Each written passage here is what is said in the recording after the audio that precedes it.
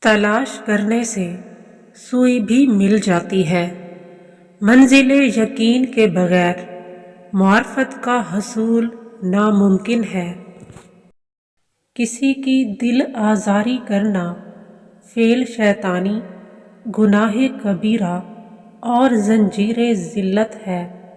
کانے وہی ہے جس کی زبان پر ہر وقت کلمہ شکر جاری رہے۔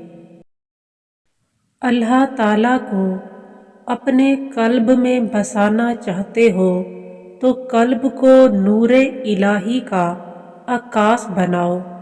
مومنہ بننا چاہتی ہو تو ظاہری آنکھ کو آلائشوں سے پاک اور دل کی آنکھ کو نور الہی سے منور کرنا سیکھو۔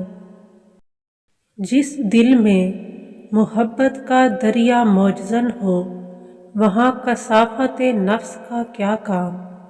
بیماری دراصل کثافت نفس کا دوسرا نام ہے۔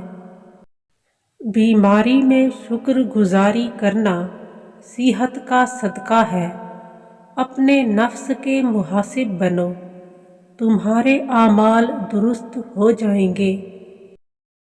عورت ایثار کا پتلا ہے، نہ کہ بے وفائی کا مجسمہ۔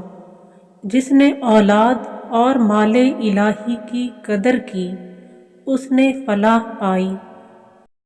راہ الہی میں ثابت قدمی چاہتی ہو تو کثرت سے درود پاک پڑھو اور نماز میں سستی سے بچو۔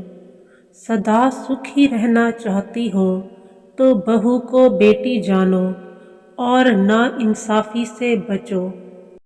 شدید آفتوں سے نجات چاہتی ہو تو زندوں کو محبوب رکھو اور صدقہ وقتاً فوقتاً دیتے رہو۔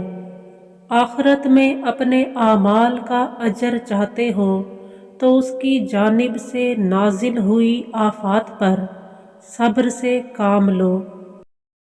بچوں کی تربیت میں جوش و ہوش اور فراموش کا یکساں تناسب قائم رکھو تاکہ وہ اپنی زندگیوں کو بہترین سانچے میں ڈھال سکیں۔